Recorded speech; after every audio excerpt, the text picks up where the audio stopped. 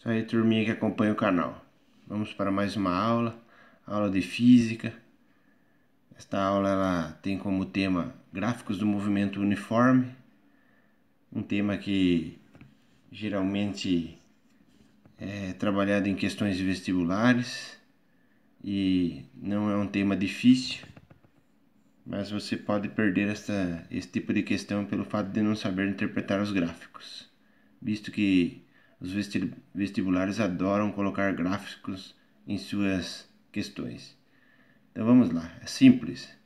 Então aí você tem gráficos do MU. MU significa movimento uniforme.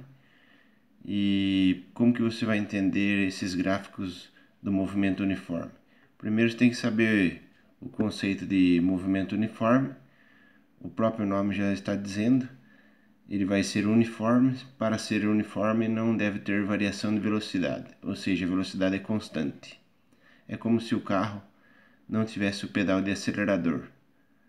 A mesma velocidade que você inicia o movimento é que você vai terminar. Aí é a definição de movimento uniforme, velocidade constante.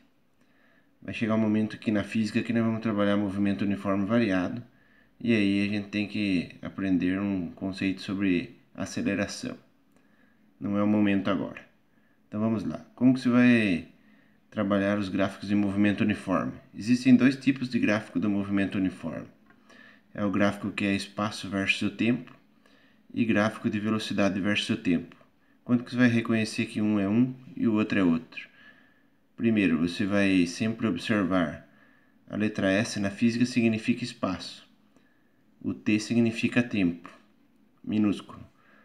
O T maiúsculo é mais utilizado para temperatura. Então, você tem espaço aqui no eixo Y e tempo no eixo X. Então, isso significa que esse gráfico aqui é de espaço versus tempo. Se você observar aí que você tem uma diagonal para cima, significa que a velocidade é positiva, é maior do que zero. Agora, se você olhar para o gráfico, que é de espaço versus tempo, e observar uma diagonal para baixo, significa que a velocidade é negativa. Simples, né? Achou que era difícil? Não é não. É só você olhar o comportamento da reta. Visto que gráfico de movimento uniforme, ele só produz reta. Não vai produzir parábola e nenhum outro tipo de curva, e sim reta. Então é simplesinho. E quando for de velocidade versus tempo? Se a velocidade for positiva, o traço de velocidade, que é a reta de velocidade, que ela é constante, é acima do eixo X, acima do eixo do tempo. Se a velocidade for negativa, menor do que zero, o dado de velocidade vem abaixo do eixo do tempo, que é o eixo das abscissas. Simplesinha de fazer, né?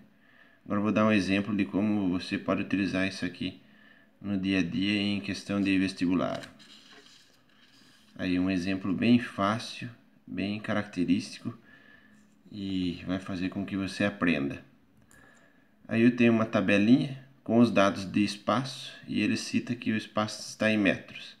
E eu tenho uma tabelinha com os dados de tempo e ele cita que o tempo está em segundo. Ou seja, está obedecendo o sistema internacional, metros por segundo. Então minha velocidade é em metros por segundo. Ele está dizendo que na posição 18 foi quando iniciou-se o movimento, o tempo era zero. Depois de 2 segundos, ele já está na posição 12. Depois de 4 segundos, ele está na posição 6. E depois de 6 segundos, na posição 0. E depois de 8 segundos, na posição de menos 6 metros. Simples. É só você colocar esses dados aqui no plano cartesiano. Visto que o eixo do tempo é a das abscissas, então eu tenho 0, 2, 4, 6 e 8. Então está aqui, ó, 0, 2, 4, 6 e 8. Aí eu vou colocar os dados de espaço no eixo Y, sendo que o espaço inicial, que é o S0, é o 18. Por quê que eu sei que é o 18? Porque o movimento inicia-se no tempo zero. Não tem como se começar um movimento a partir de 2 segundos sem marcar o zero. Então, significa que ele estava na posição de número 18 no instante zero. Então, ó, coloquei o 18 no instante zero. Depois de 2 segundos, ele passou para a posição número 12, de 12 metros. Então aqui, ó, depois de 2 segundos, ele está na posição 12. Vou fazendo os pontos. Lembra lá de quinta ou oitava série? Aí ele tem, depois de 4 segundos, ele está na posição 6. Então 4 segundos, posição 6, formou um outro ponto aqui. Depois de 6 segundos, ele está na posição 0. Então tá aqui, ó, 6 segundos, está na posição 0. Tá aqui o ponto. Depois de 8 segundos, ele está na posição de menos 6.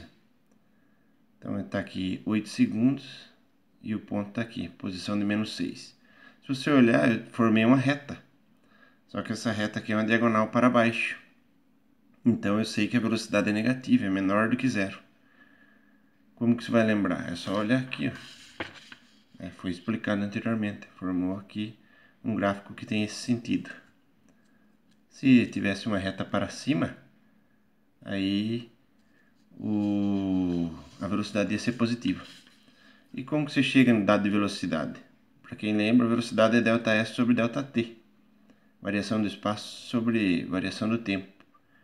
Visto que a variação do espaço é o espaço final menos o inicial. E a variação do tempo é o tempo final menos o inicial. Então eu posso escolher qualquer valor de espaço, qualquer valor de tempo. Então vamos escolher aqui o espaço 18 e o 12. Então significa que o espaço inicial era 18 e o final era 12. Então eu tenho que fazer 12 menos 18. Tá lá. É o final menos o inicial.